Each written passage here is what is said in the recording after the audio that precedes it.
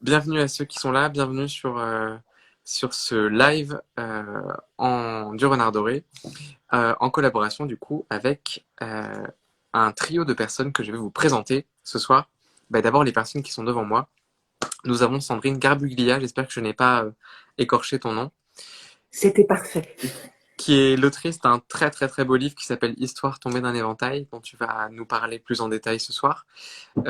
Livre que tu as juste là et qui est disponible sur le site en ligne du Renard Doré et au Renard Doré, donc on mettra le lien à la fin. Tu es accompagné de ton éditeur, Benoît Macquart, qui est directeur de la collection Miroir du réel chez les éditions L'Armatan. Voilà. Exactement. Et qui est à la direction de cet ouvrage. Et plus tard, nous allons rejoindre notre Rakugoka, Stéphane Ferrandez, que pour l'instant vous ne voyez pas. Ferrandez ou Ferrandez? Ferrandez. Ferrandez, parfait. Qui nous allons rejoindre tout à l'heure. Et que beaucoup de mes abonnés connaissent, puisqu'il y a plein de gens qui nous ont dit « Ah, mais on rêve de le voir, on n'a pas pu le voir. » Donc là, c'est l'occasion de faire une petite introduction. On voit ce petit live comme un préambule, puisqu'on a très très envie de faire quelque chose au Renard Doré, puisque les événements vont pas tarder à reprendre. Il y a des choses qui reprennent un petit peu. Donc voilà, on pourra faire une vraie rencontre. Et je crois que mon rôle va s'arrêter là, puisque ensuite, je serai de la figuration et je vous laisse complètement la parole. Sandrine, merci encore d'être là ce soir. Merci à toi. Merci à toi. Donc, c'est vraiment un grand bonheur de retrouver un peu le public avant de l'avoir en chair et en os devant nous. Ça nous manque beaucoup depuis 3 mois, comme à tous. Donc, nous, on est, avec Stéphane, on est des performeurs de Rakugo. Alors, le Rakugo, vous l'avez certainement, pour ceux qui nous regardent, vous l'avez certainement découvert si vous êtes fan d'anime avec Showa Ganoroku Rakugo Shinju, que vous connaissez peut-être mieux sous le titre de Rakugo la vie, qui n'est pas encore disponible, malheureusement en traduction française, si je crois que c'est ça. Non, c'est ça. Il est disponible seulement en animé sur ADN, je crois, pour ceux qui sont abonnés. Oui, et là, vous avez eu l'occasion de voir tout un animé consacré au Rakugo. Je suis assez fan, il est très très beau. Et il y a aussi Le disciple de Doraku aux éditions Isan Manga. Tout à fait, que j'ai complètement oublié de citer. Traduit par Cyril Copini, qui a également traduit certaines histoires d'Histoire tombée d'un éventail. Donc coucou Cyril, qui nous regarde certainement depuis Tokyo, j'espère en tout cas, si on n'est pas trop en décalage horaire avec lui. Et donc, si vous n'avez pas eu l'occasion de croiser ces animés, le Rakugo, c'est un peu le stand-up assis nippon. C'est vraiment l'humour japonais, pas que, mais on en parlera un petit peu plus tout à l'heure. Et puis surtout, on va vous montrer une histoire. Mais avant ça, j'aimerais bien peut-être, Benoît, que tu parles un petit peu de ta collection. Ma collection, c'est à la base, c'était pas une collection qui était tournée sur le Japon, c'est une collection de littérature de l'imaginaire. Donc essentiellement tournée vers la science-fiction et la fantasy, mais avec ce manuscrit qu'une certaine Madame Garbuglia, je ne sais pas si tu connais, est venue me déposer un jour, j'ai eu envie d'ouvrir une autre série, une sous-collection sur les littératures imaginaires venues de cultures qui ne sont pas occidentales. Donc la sous-collection que j'ai appelée Reflet d'ailleurs. Et puis du coup, je me suis dit, le Rakugo, ça fait pas très occidental, on va faire rentrer ça dans cette sous-collection. Je me suis dit, ça collait. Voilà, on aime bien tomber sur des gens qui arrivent à nous suivre dans nos multiples délires, et Benoît Macquart en fait partie. Et c'est vrai que c'est l'éditeur qui a donné sa chance au Rakugo. Donc, pour aller plus avant dans le Rakugo, donc on vous a dit que c'était le stand-up assis nippon, qui se pratique avec 2 accessoires, l'éventail, le sensu, et le tenugoi, la serviette de tissu, et le compteur, car c'est un art de la parole traditionnel qui a plus de 400 ans, qui est inspiré du bouddhisme. Donc le compteur utilise ces 2 accessoires, vous allez le voir dans quelques instants, pour reproduire tous les gestes du quotidien à l'infini et devenir qui il veut. Il peut vraiment interpréter tous les personnages du folklore. Il peut se transformer en yokai. Il y a des histoires, mais vraiment de répertoires très différents. C'est beaucoup, beaucoup d'humour, mais pas que. Il peut y avoir des grandes histoires de sentiments. Il peut y avoir vraiment beaucoup, beaucoup de choses. Dans le Rakugo, c'est très riche. Et nous, c'est vraiment le Japon populaire comme on l'aime. Parce qu'on a eu la grande chance en 2009 d'être formés par les maîtres de la parole à Osaka, dans le cadre de la Villa Kujoyama, donc qui accueille des artistes qui ont un projet artistique autour du Japon et de la France, qui veulent mixer vraiment ces deux cultures. Et on a passé plusieurs mois auprès des maîtres de la parole à recueillir ces histoires. Mais je pense que j'ai déjà beaucoup trop parlé et que le plus important pour découvrir le Rakugo, c'est d'en voir. Et donc, on va faire une petite manipulation technique. On va inverser l'écran. Et vous allez pouvoir assister donc à une histoire qui s'appelle Toki Udon, Nouille Minute, qui est dans le répertoire donc du Rakugo, dans Histoire tombée d'un éventail dans notre recueil, et qui a la particularité d'être une histoire que tous les Rakugoka racontent à leur début. Voilà, mais je vous laisse découvrir ça.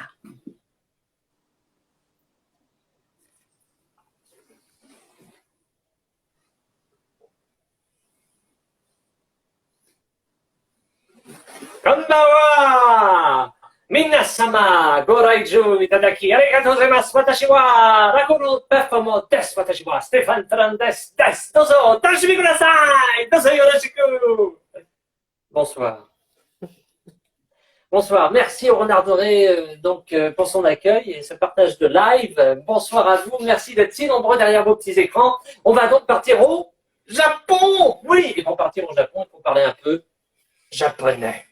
Donc, je voudrais qu'on se dise tous ensemble à travers les ondes. Oui, les ondes, ça marche. Bonsoir. Konbanwa!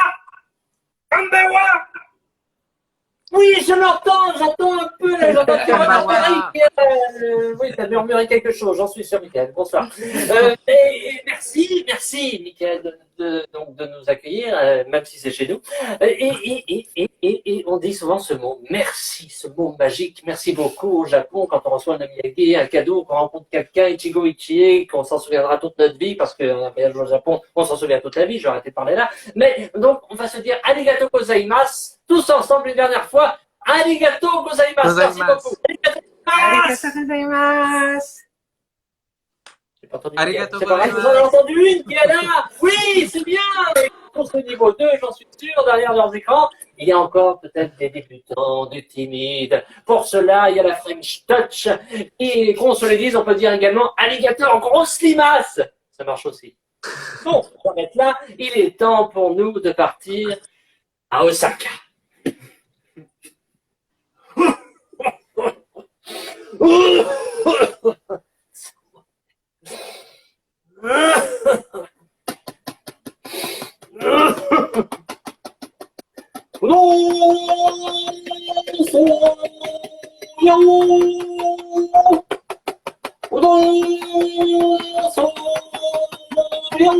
Approchez son pain, mes nouilles, elles sont chaudes et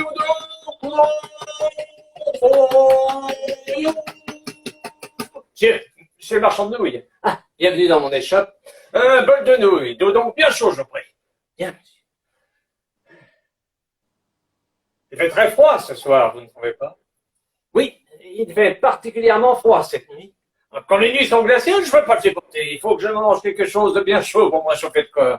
À peine j'ai entendu votre voix, je me suis précipité vers votre boutique. Aussi, faites vite, vous voyez. À part ça, comment vont les affaires? Ça ne marche pas fort. Vous savez ça, ce sont des choses qui arrivent, hein, mais vous savez, hein, c'est pour tout le monde pareil, il n'y a pas que vous. Et vous savez aussi ce qu'on dit dans les affaires.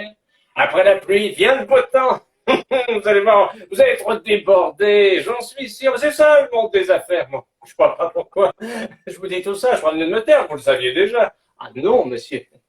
Merci du conseil. Et c'est quoi le nom de votre boutique? Le millionnaire? Le millionnaire? Ça s'appelle vraiment le millionnaire. Oh, alors ça, ça c'est de bon augure. Après mon repas, je me rends tout de suite au casino. Je vais gagner, c'est sûr. Vous allez porter chance, vous. Arigato. Merci. J'espère que vous allez avoir du bon temps. Tenez. En attendant, Maud, bien chaud. J'apprête. Vous êtes un rapide, vous. Vous savez, je suis d'un naturel peu patient et quand les vendeurs de houdon sont lents, ça me coupe l'appétit. Ça alors? Elles sont neuves, vos baguettes. Souvent, on nous donne de vieilles baguettes. Qui sait si elles sont sales ou non, mais les vôtres sont neuves et propres. Et ce bol! Qu'il est beau! Tous vos bols sont de cette facture? Ah non, vraiment. Alors vous, non, souvent les marchands de nouilles se contentent de nous fournir des bols, bon marché, craquelés, mais vous êtes un vrai commerçant. Hein?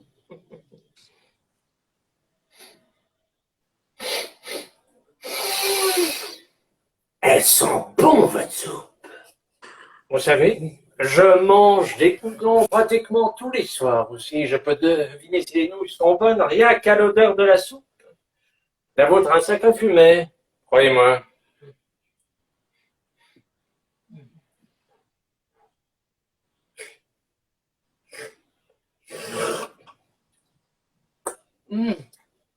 Riche, délicieux. Sac à la main, soupe de poisson. Délicieux. Non, je vous l'ai dit, pratiquement tous les soirs.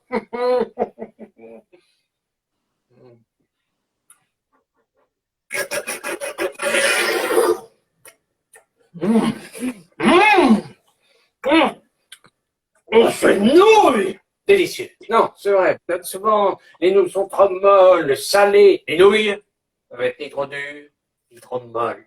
Et fermes. Les vôtres, impeccables d'ailleurs.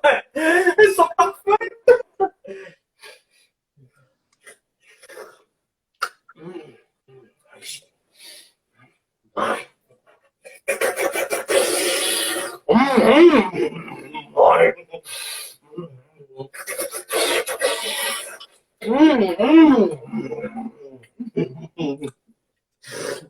Oh! On se calme beaucoup! À l'épaisseur. Hein? Souvent, les vendeurs de houdon se contentent de trancher leurs pattes de poisson aussi finement qu'une feuille de papier, mais vous, épais à souhait. Hein? C'est un vrai, comme beaucoup. Il y en a qui mettent du fou à la place de la pâte de farine. C'est terrifiant. C'est tout juste boire de nos gens malades. Et vous?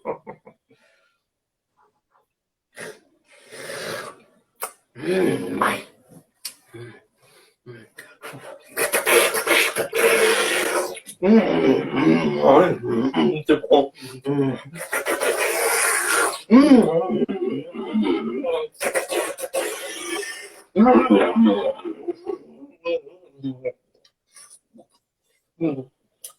Comme beaucoup. Ouais.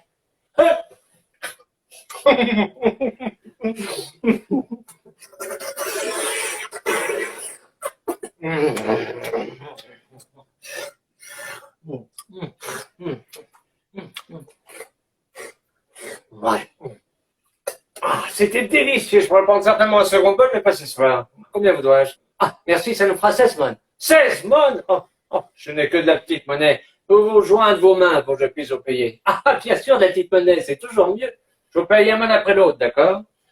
1, 2, 3, 4, 5, 6, 7, 8. Monsieur le marchand, quelle heure est-il? 9 heures? 10, 11, 12, 13, 14, 15, 16. Ça nous fait 16 mônes. Je reviendrai une prochaine fois. Arigato gozaimashita! Le roublard quitte la baraque ambulante, mais un homme avait vu toute la scène cachée derrière un mur. Oh! Ça alors! Oh, le nombre de compliments qu'il a débité à ce marchand! J'ai jamais vu un flatteur pareil! Et c'est vrai qu'il utilisait, j'ai bien vu ce que j'ai vu. J'aurais pas tant pensé qu'après autant d'efforts, il négocierait une ristourne. Ben non. Et pourquoi est-ce qu'il a posé une telle question? 1, 2, 3, 4, 5, 6, 7, 8. Quelle heure est-il, monsieur le marchand? 9 heures. 10, 11, 12, 13, 14, 15, 16. Et 1, 2, 3, 4, 5, 6, 7, 8. Quelle heure est-il? 9 heures, 10, 11. 1, 2, 3, 4, 5, 6, 7, 8. Quelle heure est-il? 9, 10, 11. Bon, ça c'est 9. Ça c'est 10. Oh! J'ai compris! Oh, ça c'est une bonne comptine!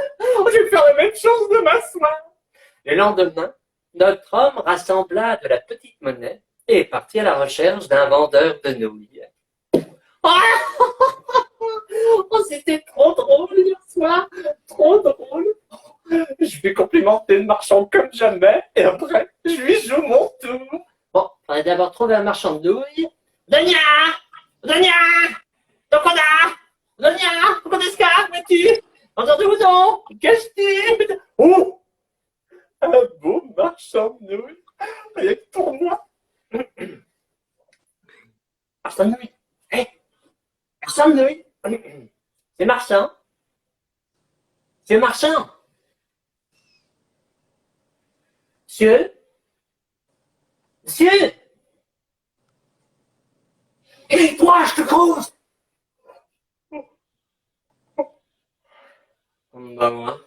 Bonsoir, mais qu'est-ce que vous étiez en train de faire? Son scène. Désolé, mais je m'étais assoupi. Oui, eh bien, je suis un client et je veux un bol de nouilles, donc bien chaud, je vous prie. Bien, monsieur. Il fait très froid ce soir, vous ne trouvez pas? Non. Il fait chaud ce soir. Ah oui, c'est vrai. Bon, et à part ça, comment vont les affaires? Pas très bien, n'est-ce pas? Pardon? Elles sont florissantes. Ça se passe pas tout à fait comme hier soir. Bon, j'ai dit, voyons, c'est pas que vous, hein, non, ça c'est, il y a pas que vous, c'est pareil pour tout le monde. Et comme on dit dans les affaires, après le beau temps vient le déluge. Voilà, c'est ça. Mais bon, alors vous avez traversé une mauvaise passe et non, attendez, je crois que je m'égare un peu, c'est pas vraiment ce que je voulais dire. Monsieur, je n'ai pas une minute à moi. C'est ça le monde des affaires. Je crois que vous y connaissez bien. Bon, et c'est quoi le nom de votre boutique déjà? Le millionnaire. Le millionnaire. Le compère. Le compère? Ça s'appelle vraiment le compère? Ah. Ah oui, non, c'est que je pensais jouer au casino après mon repas, mais je devrais peut-être pas. Pas de chance. Bon, j'ai dû suffisamment parler, les nouilles de 80. Non? Vous êtes un lent, vous. Oh, désolé, mais il fallait attendre que l'on bout. Oui, eh bien, sachez que je suis de naturel peu patient et quand les vendeurs de houdon sont lents, ça me coupe le... Elles sont prêtes. Oh, je vous... Très bien, non. Et moi, je suis peut-être pas si patient de l'air. Hein. Les baguettes. Souvent, on nous donne de vieilles baguettes. Qui sait si elles sont propres ou non? Oh, mais les vôtres sont sales. Et mouillées en plus. Vous venez de les laver? Il y a encore un petit bout d'oignon verdâtre accroché dessus. D'accord. Je peux très bien les essuyer moi-même. Les bols. Souvent, on nous donne des bols bon marché, usés. Mais votre bol est complètement ébréché. Comment je me mords de ça? J'ai coupé les lèvres. D'accord.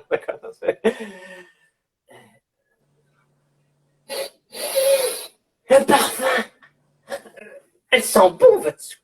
Vous savez, je mange des houdons pratiquement tous les soirs. Aussi, je peux deviner si les nouilles sont bonnes rien qu'à l'odeur de la soupe. Et le vôtre sent très bon.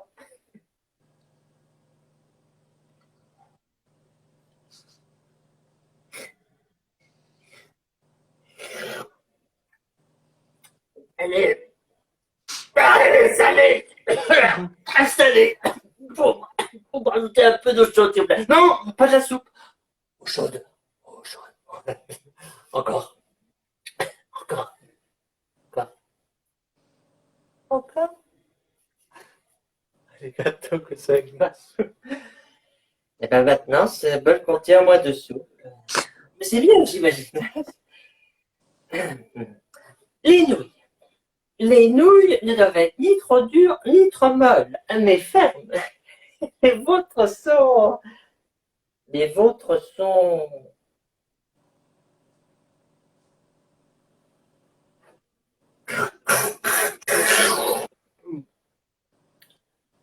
Dégueulasse.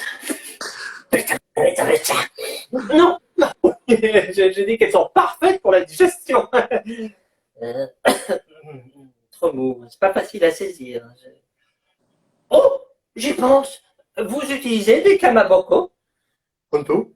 Vraiment, non, c'est que je suis en train de chercher là-dedans depuis tout à l'heure et j'en ai pas. J'en ai un. Subbalachene. Oh la merveille! Comment pouvais-je dénicher une chose aussi fine? Et on voit au travers.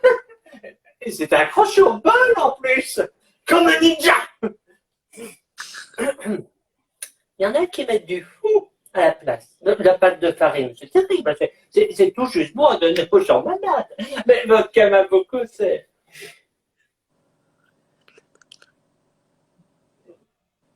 Il n'y aurait pas de farine. Nicolas, non, ça va. Ça va. Je suis malade maintenant, de toute façon. Ça va. Est-ce que je vais pouvoir terminer tout ça, moi?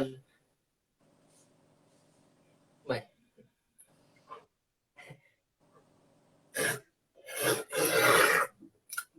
Bien, c'est encore salé. Hein.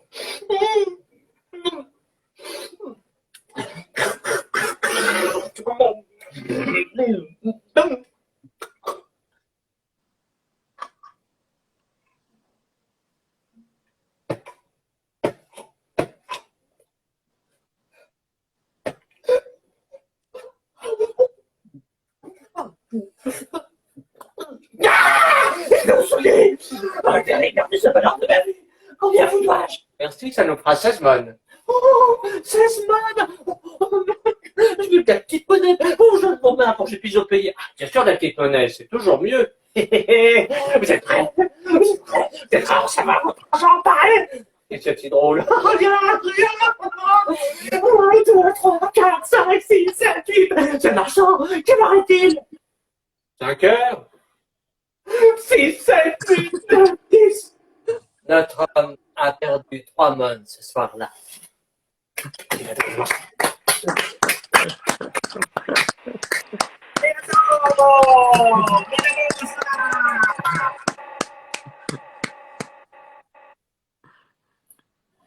Bravo. Voilà, donc cette histoire de Rakugo, Tokyo Udon. Stéphane va boire un verre d'eau pour tout vous dire. Pour vous. Vous voyez, c'est plein d'énergie, le Rakugo. Avec tout le sel qu'il a bu.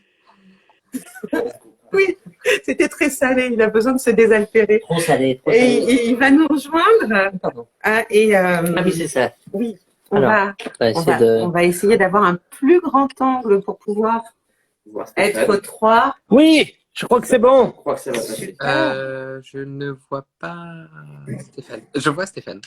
Un petit bout. Ça y est. Est-ce Bien, que c'est mieux? J'ai bien peur que Stéphane ait appris à tous mes clients obtenir des réductions illégales sur les mangas.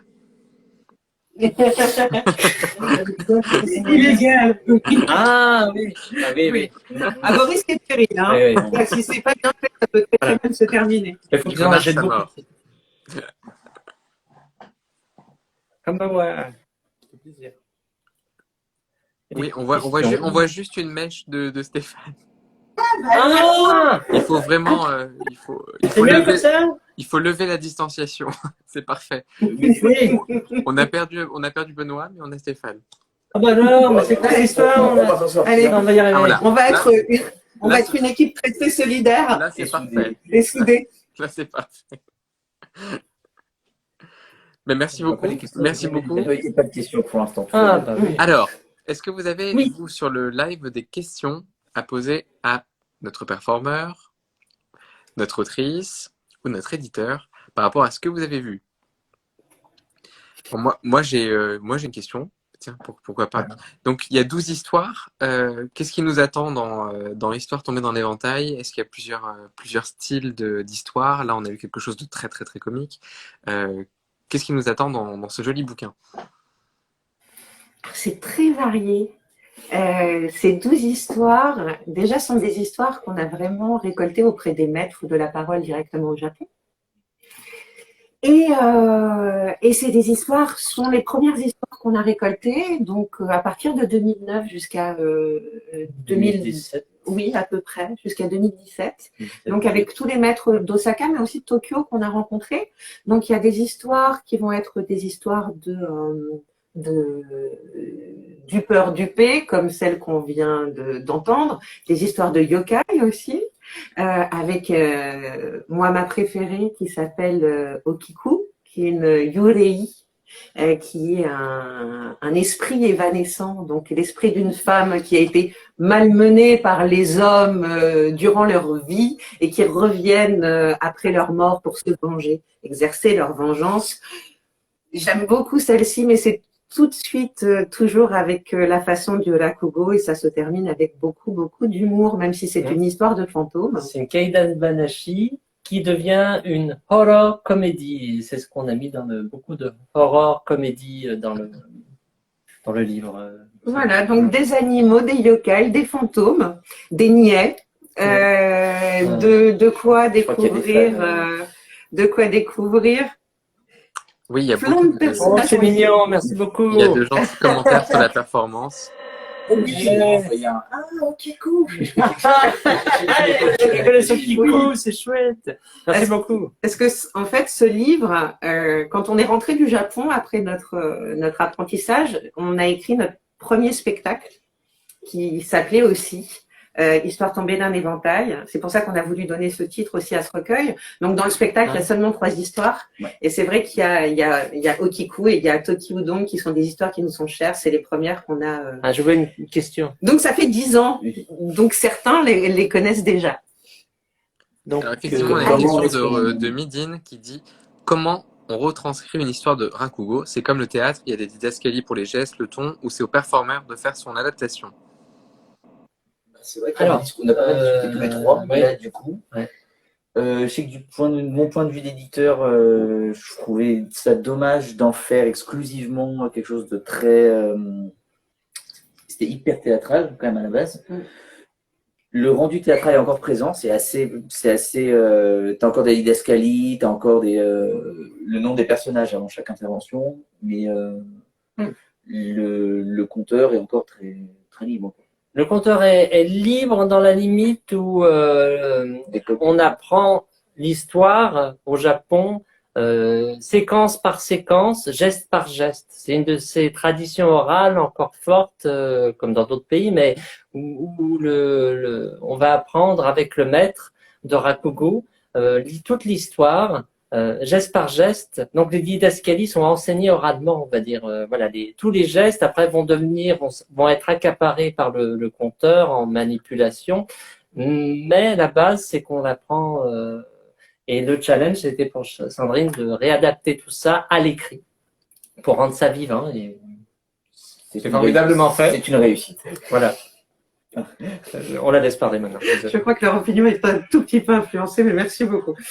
Oui, on a choisi d'essayer de de retranscrire vraiment tout ce qui était sur scène. Donc, ça ressemble un petit peu à du théâtre dans la façon dont c'est abordé. Vous avez un petit texte d'introduction qui replace chaque histoire dans son contexte aussi, qui vous permet d'aborder des textes de Rakugo avec quelques repères, parce que contrairement à plein d'arts codifiés japonais, le Rakugo, qui est un art traditionnel qui a plus de 400 ans d'existence, n'a pas besoin d'apprentissage d'un code particulier pour être compris. Il a juste besoin d'être traduit et adapté. Ce qu'on a fait donc là. Et donc, on a tout retranscrit de façon théâtrale pour que vous puissiez profiter de ce texte comme vous pourriez le voir sur scène si vous aviez la chance d'être au Japon. Ou de voir un spectacle de Stéphane. Ou de voir un spectacle de Stéphane. On espère bientôt. en France. Oui. Alors, c'est exactement ce que j'allais vous demander. Alors, comment se passent les représentations? Ce que vous avez déjà fait, vos projets, ce que vous allez faire Alors, on joue un peu partout. Oui. Avant la fin du monde, on jouait un petit peu partout. On avait des beaux festivals cet été qui étaient prévus. Ouais, on a commencé donc nous nos spectacles au Japon, notre apprentissage en 2009, comme on vous a dit. Le premier spectacle, Histoire tombée d'un éventail, est arrivé très très vite en 2011. Et depuis 2011, on a créé 4 spectacles. Donc, Histoire tombée d'un éventail, L'île aux libellules, Marcher vers le vent, L-E-V-A-N-T, qui est la dernière création, et Balade en kimono, qui est aussi qui est la création de l'année dernière, qui est orientée aussi beaucoup vers le jeune public, parce qu'il y a plein d'histoires qui peuvent être familiales jeune public. Et dès que tout va reprendre très très vite, dès que les théâtres vont être très très ouverts, on va reprendre notre route de saltimbanque et aller dans les médiathèques aussi. Beaucoup de médiathèques. On a le public du conte, hein, donc on va beaucoup. Bon, on ira dans les librairies présenter des sessions du livre avec une introduction au Rakugo, et il y aura déjà des médiathèques. Pendant les dates se profilent plus en décembre. Plusieurs dates à partir de septembre. On croise les doigts, vraiment, mais à partir de septembre, fin septembre, ça devrait repartir. Voilà. Alors, on a une question de Catherine qui demande alors vos débuts en tant que Rakugoka en France, est-ce que les Français étaient ouverts à ce nouveau style? J'imagine que c'est ce qu'elle demande. Est-ce qu'on a du public? Est-ce que les gens se disent mais qu'est-ce que c'est que cet ovni japonais? Alors, la chose que je raconte à chaque fois qu'on me pose cette question-là, c'est la première année quand on a fait la première fois le festival d'Avignon avec notre spectacle et qu'on disait venez découvrir l'humour japonais. Les gens venaient nous voir et très sérieusement nous disaient ah bon, les Japonais ont de l'humour. Donc c'était une bataille au début. Alors on a beaucoup plus de chance heureusement il y a beaucoup plus de personnes ouvertes d'esprit qu'on ne le croit. On a beaucoup plus de chance avec la jeune génération qui a grandi avec les mangas, qui a grandi avec les animés et qui sait pertinemment que les Japonais ont de l'humour. Donc oui, c'était un peu compliqué au départ d'expliquer ce que c'était. Mais ça fait 10 ans qu'on œuvre pour ça. Et c'est vrai que à présent, on parle de Rakugo à certaines personnes, ils en ont entendu parler. Enfin, c'est vrai que ça progresse. Voilà. Et non, c'est un cheminement, mais maintenant, non, ben, elle a tout dit. Et pour... Moi, j'ai tout dit avant, donc ça va. Ce qui m'a quand même toujours étonné, c'est que le Rakugo soit pas plus connu que ça en France, parce que comme tu disais, c'est pas codifié. Tu as juste besoin de traduire et tout le monde comprend. Alors que le no, ou tous les autres arts scéniques japonais, c'est quand même hyper. C'est beaucoup plus complexe. C'est beaucoup plus, voilà. Beaucoup plus complexe. Et c'est pour ça qu'on œuvre pour que le Rakugo soit vraiment, vraiment beaucoup plus connu en France. Parce que quand vous avez envie de faire un voyage dans le Japon populaire, il suffit juste de regarder un spectacle de Rakugo. Vous avez les vieux métiers du 19e siècle qui sont perdus aujourd'hui et qu'on voit là. Le cas typique, l'histoire qu'on vient d'entendre, Toki Udon, tous ces marchands ambulants, c'est des métiers qui n'existent plus et qui sont presque plus, et qui se reproduisent encore aujourd'hui grâce au rakugo. Et c'est ça qui est vraiment magique avec cet art-là. Et je dirais aussi que souvent le public nous dit, ceux qui ont connu le Japon le retrouvent dans un spectacle, ce Japon populaire qu'ils ont apprécié jusqu'au bout des udon quand ils étaient à Osaka ou des soba quand ils étaient à Tokyo. Et il y a ceux qui le découvrent d'une belle manière ou qui ont eu au moins l'expérience justement des mangas et qui retrouvent tout cet univers-là. Donc c'est à la fois une belle découverte et de belles retrouvailles selon les spectateurs. Et pour toi, Stéphane, on me demande quel genre d'interprétation te semble plus difficile. Est-ce qu'il y a un personnage qui est plus compliqué à interpréter? Est-ce qu'il y a quelque chose qui est plus dur pour toi? Pour l'instant, Cet homme peut Non, tout tout va faire. bien. Tout va bien. Ça fait super mauvais genre, non, non. non, Moi, c'est ça pas va. ça, c'est bizarre. Non, pendu, ça passe. J'ai eu un peu de mal sur une des dernières histoires qui est dans le livre aussi. Et vous verrez le rêve de Hachigoro. J'ai eu quelques difficultés à l'apprendre. Il y avait beaucoup de personnages, j'ai eu un temps de latence, mais c'était pas sur le fait d'incarner, mais il fallait jongler rapidement entre ces personnages-là. Il y en avait 4-5 à la fois, donc je dirais que c'est jongler, c'est la quantité voilà, le rythme. Parce qu'il y a du rythme beaucoup dans le rakugo, et c'est vrai que, ouais, je dirais, pour l'instant, c'est ça. Après, il y a des personnages qui viennent vite, puis il y a des personnages qui viennent plus lentement, mais après, on a le temps de répéter, donc je peux pas dire trop. T'es très doué en animaux, quand même. Les gens aiment bien mes animaux. Il fait très bien la chèvre. Il fait très bien la chèvre. Ah oui, la chèvre. Bah, ça, c'est grâce au maître. Hein. Il m'a renseigné la chèvre, j'essaie de la faire pareil. Hein. Arrêtez, ils vont demander. Voilà, c'est une chèvre qui court. Voilà, ça c'est. Et on a le renard. Voilà. Alors, on me demande si, parce qu'effectivement, ce qui est très dynamique pour ceux qui aiment beaucoup entendre du japonais aussi, c'est qu'on a ce subtil mélange entre des interjections, des mots en japonais et de textes en français. Est-ce que vos spectacles sont sur ce modèle-là? Est-ce qu'il y en a des spectacles intégralement en japonais? Ouais, Toujours. On a toujours eu à cœur de mettre beaucoup de japonais à l'intérieur des textes pour la simple et bonne raison que sans japonais, on n'a pas le même rythme. Le rythme du japonais et du français est très différent. Surtout au rakugo, si vous allez regarder des vidéos de rakugoka japonais, c'est un rythme mais encore plus intense que celui de Stéphane tout à l'heure. Et si on enlève complètement le japonais, on le dénature. On perd aussi les onomatopées. Qui sont là, qui viennent ponctuer, qui ont un rôle très très important dans la langue japonaise. Et si on enlève ces onomatopées-là, on perd vraiment beaucoup de saveur. Donc à chaque fois que c'est possible, on rajoute le mot de japonais qui est traduit automatiquement juste derrière par l'équivalent en français. Ou quand il se suffit à lui-même par rapport à l'onomatopée, comme ça, on laisse vivre sa vie de mots qui va directement dans le cœur des spectateurs. Et puis aussi, c'est bien parfois de pas tout comprendre, de pas avoir tout qui est mâché pour vous, et puis de se laisser aussi porter par les émotions qui viennent, par les sentiments, par le rire, et pas non plus complètement tout décortiquer. Mais il y a beaucoup de japonais dedans. Par exemple, dans le rêve de Hachigoro, toujours, il y a une chanson en japonais, on la traduit pas, hein, on l'a fait. Donc déjà, il fallait l'apprendre. Donc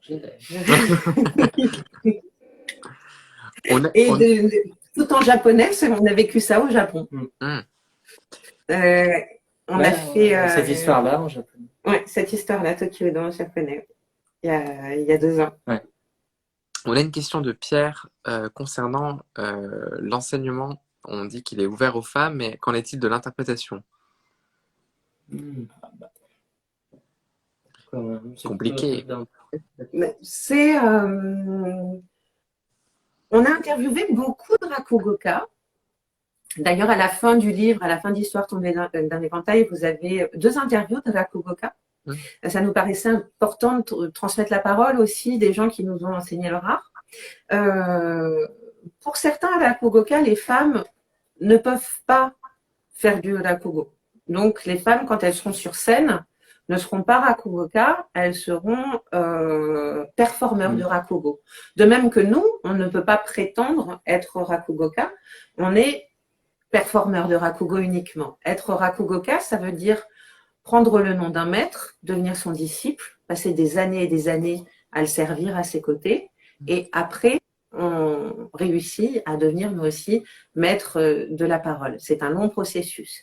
Concernant les femmes, Elles vont suivre elles vont suivre. cet enseignement-là, hein. Mais c'est difficile. Mais c'est encore difficile par rapport au statut, mais encore en mars dernier, avant que tout ferme, le 4 mars, on était avec Benoît, avec Stéphane, sur scène avec une Rakugoka japonaise, Kikuhime, Hayashi Akikohime. Hayashi Akikuhime, qui est venue à Paris et qu'on a accueilli, qu'on a eu le plaisir d'accueillir grâce à Benoît et aux éditions L'Hermatan pour une représentation avec une femme. Et c'est vrai que ça fait plaisir de voir une femme sur scène aussi. Elles amènent une belle couleur, de beaux personnages justement, un beau phrasé aussi.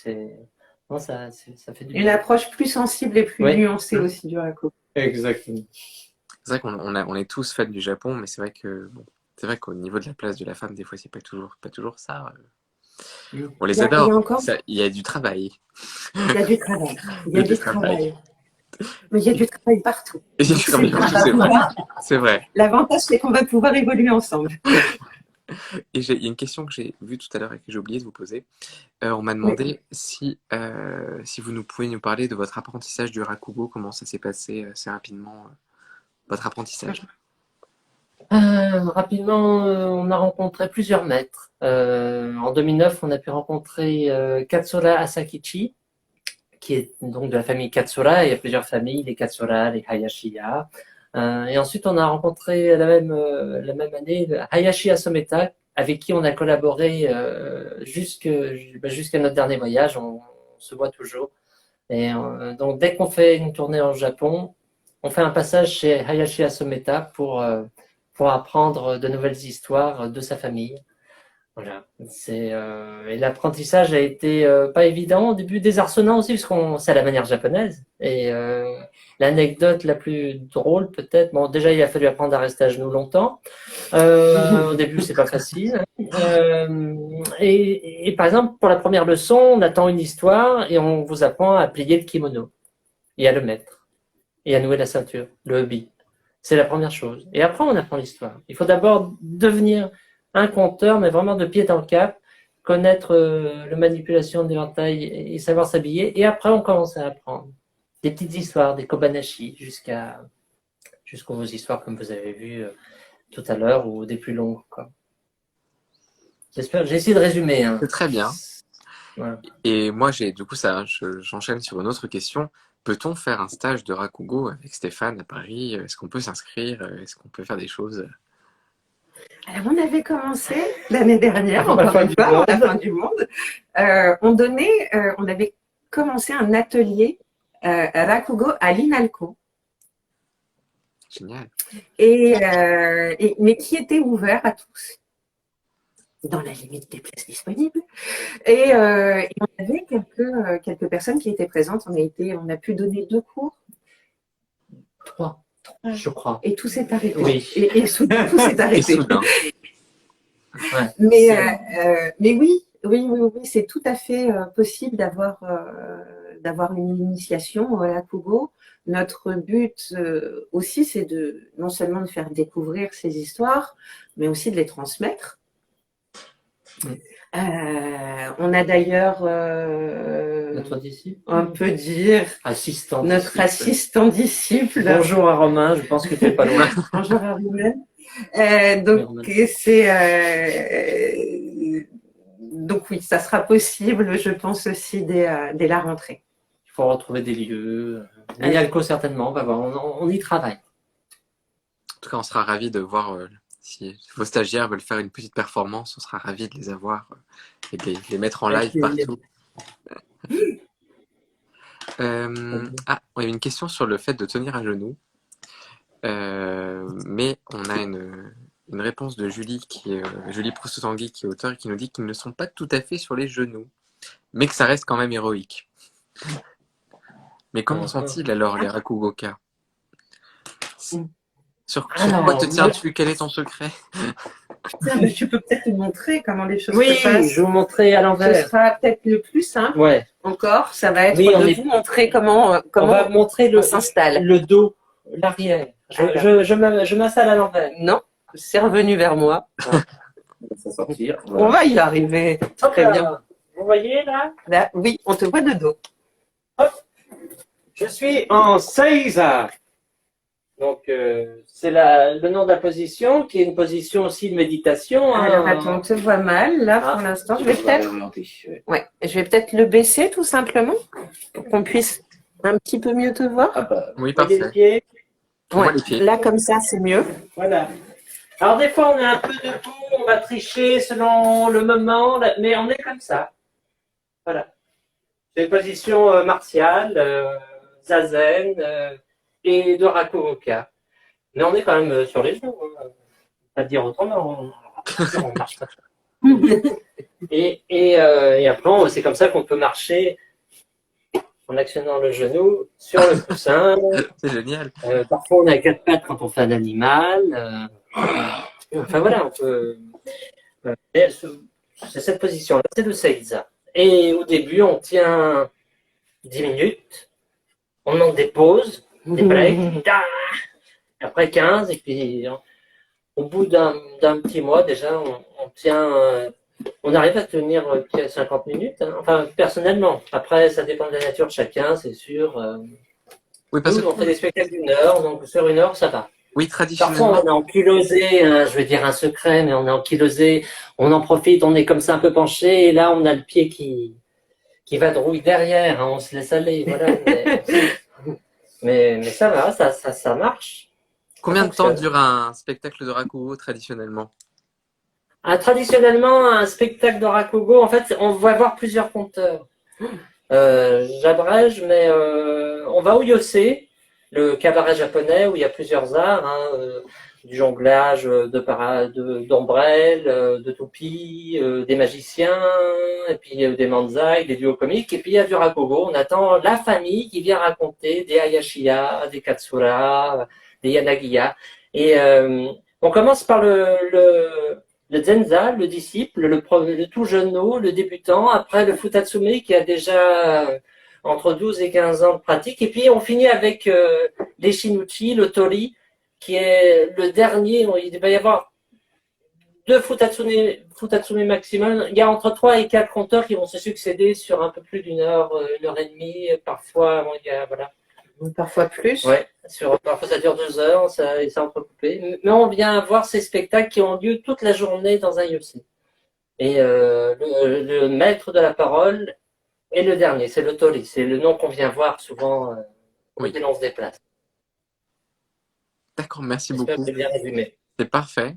Est-ce que il y reste, vous, sur le live qui êtes avec nous, est-ce que vous avez encore des petites questions pour nos auteurs et performeurs?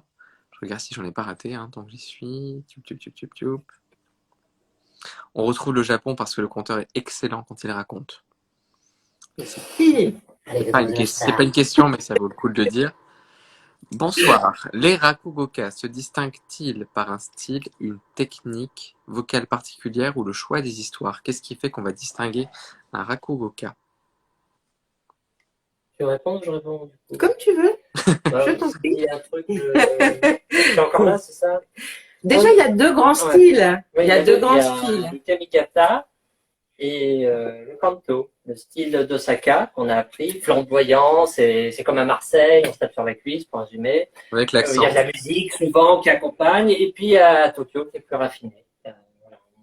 On est même raffiné, j'ai pas pris le haori, la surveste qui est portée par les maîtres, mais jusqu'au pompon qui tient la surveste, c'est très ébouriffé du côté, très expansif du côté Osaka, et puis très sobre du côté Tokyo. Et de même, le phrasé va être un peu plus stylé, enfin pas raffiné à Tokyo, mais on sent deux styles. Hein, c'est très expansif à Osaka. C'est ça aussi. Et la musique est comme pendant un film, on va avoir plus de musique pour faire varier certaines histoires. Et les histoires sont comptées selon les saisons. Il y a des histoires. Mais là, je laisse Sandrine continuer, puis comme ça, je vous rejoins et on prend tous les points. Oui. Alors, on va du coup réinstaller peut-être un tout petit peu Ah plus oui, haut, bien sûr.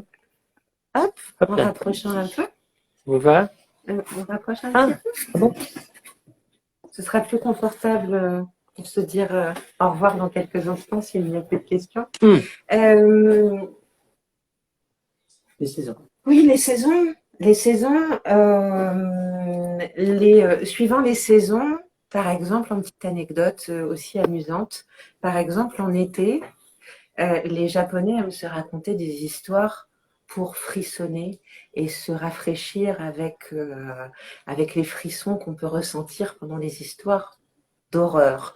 Donc oui, ça va être défini par la ville, par les saisons, mais aussi par le Rakugoka qui va imposer son propre style. Toutes ces histoires, en fait, existent depuis des centaines d'années. Les Japonais les connaissent par cœur et on va au Japon les voir pour voir comment l'artiste va se l'accaparer, comment il va mettre sa touche personnelle sur l'histoire, amener son petit truc en plus sur l'histoire et comment tout ça va être amené avec virtuosité. Parfait. Elle te dit. On te voit plus, C'est Stéphane. pas grave. Mais si, on peut tourner, mais si, c'est grave. Mais non. Là, Là, voilà, on est tous les trois. Est-ce que si jamais on se mettait à écrire des histoires originales, est-ce que ça serait toujours du rakugo? oui, il y a de l'écriture contemporaine de Rakugo. Mais en France, par exemple, si vous décidiez d'écrire des histoires, est-ce que ça serait du rakugo? Ça dépendrait de l'ouverture d'esprit de la personne à qui vous poseriez la question. Ah oui. On a posé, nous, cette question-là au Rakugoka. On leur a dit, et est-ce qu'un Français qui fait du Rakugo, est-ce que c'est encore du Rakugo? Et il y en a qui nous ont dit, bah non, c'est pas du Rakugo, il faut être japonais, il faut avoir été disciple. Et puis il y en a un qui nous a dit, t'as un éventail, t'as une serviette de tissu, t'es sur scène à genoux, bah tu fais du Rakugo. Et donc, on a décidé de suivre cette idée-là et de se dire qu'à partir du moment où les choses sont faites avec passion, en ayant vraiment le respect de l'art qu'on a eu la chance de découvrir, on a décidé de dire que oui, c'était encore du Rakugo. Donc je pense que s'il y avait des créations, ce qu'on a envie de faire d'ailleurs, ce sera quand même du Rakugo, à notre manière, avec la petite Petit touch. French une touch. petite touche française et ça en sera très certainement. Et j'ai une toute dernière question. Oui, j'ai pensé à la même chose. On me dit que c'est la même chose avec le manga français et le manga japonais. Le manga. Ouais. Il y a le même débat. Et enfin, oui, alors peut-être qu'on va pas faire ça ce soir, mais on demande de parler des différents courants de Rakugo. Est-ce que le livre parle des différents courants de Rakugo? Est-ce qu'il y a une petite introduction en plus des histoires? Il y a donc ces interviews, il y a une introduction. Après, ça reste vraiment une initiation. Ça donne un portrait qui est assez global de ce qu'un Français qui ne connaît rien au Rakugo va pouvoir découvrir. Après, il y a eu d'autres livres qui ont été faits, qui sont des livres universitaires. Il y en a eu un de Anne Bayard Sakai, pour les gens qui s'intéressent vraiment de façon très très précise, très documentée, très universitaire. Vous n'avez pas les textes qui ont été réécrits, qui ont été adaptés pour un public francophone. Vous avez les squelettes des histoires. Donc c'est un très bon livre auquel se référer. Sinon, pour quelqu'un qui ne connaît pas et qui a envie de découvrir vraiment le Rakugo, avoir une initiation, c'est effectivement un bon début et ça permet d'avoir un panorama assez complet. Super, merci beaucoup. Donc, je rappelle le titre du livre qui s'appelle Histoire tombée d'un éventail, qui est juste ici aux éditions L'Harmattan, Sandrine Garbuglia et Stéphane Ferrandez. Et je vais mettre un lien juste après la fin de ce live pour que les gens puissent le retrouver. Mais il est aussi en boutique, donc vous pouvez venir le regarder puisqu'il n'y a pas de restriction. Vous pouvez sortir de chez vous. Qu'est-ce que j'allais rajouter? J'allais rajouter que on va essayer, alors je sais pas, vu que c'est vous qui avez lancé le live, je vais essayer de l'enregistrer pour le mettre sur la page du renard malgré tout. Je sais pas si je vais pouvoir pour que les gens puissent le revoir et puissent. Je pense que nous, on peut le faire. Voilà. On va essayer. Normalement, on peut l'enregistrer et le partager Vous l'envoyez en peut-être. IGTV. Normalement, on peut faire ça. Ah, Quand D'accord. c'est moi qui le lance, je peux le faire. Donc là, on va essayer. Parce que c'est bien qu'on puisse revoir et revoir cette histoire pour ceux qui n'ont pas pu la voir. Est-ce que vous voulez le mot de la fin? Peut-être si vous voulez rajouter quelque chose, n'hésitez pas. Hein. On sera ravis vraiment de vous retrouver en librairie oui. pour d'autres histoires, Une avec un vrai Une public, vraie rencontre. avec fini ces galères de connexion sur Instagram. C'était terrible. C'était super de garder le lien grâce à ça. Oui. Mais là, on a vraiment, vraiment, vraiment hâte de vous retrouver en vrai, en chair et en os. Exactement. Eh ben nous, on a hâte de vous accueillir. Je pense qu'à partir du mois de septembre, c'est bon. Hein. Ils ont l'air de dire qu'on va pouvoir se réunir tous ensemble. C'est bon. Un an, c'est bon. Oui, on a assez rigolé. Merci beaucoup à tous les trois. Merci. Merci. Et merci à tous ceux qui étaient présents. Merci pour vos questions qui étaient très intéressantes. On se retrouve très vite en librairie. Moi, je suis encore en librairie pour le Kiun Summer Tour demain, qui est une animation de passage, donc on peut la faire. Mais voilà, on a hâte de pouvoir s'asseoir et de regarder quelque chose de beau, de grand et d'avoir un beau livre dédicacé. Merci à tous les trois. Très très belle soirée à vous et au plaisir en vrai. À très bientôt. À bientôt. À bientôt. Au revoir. Au revoir.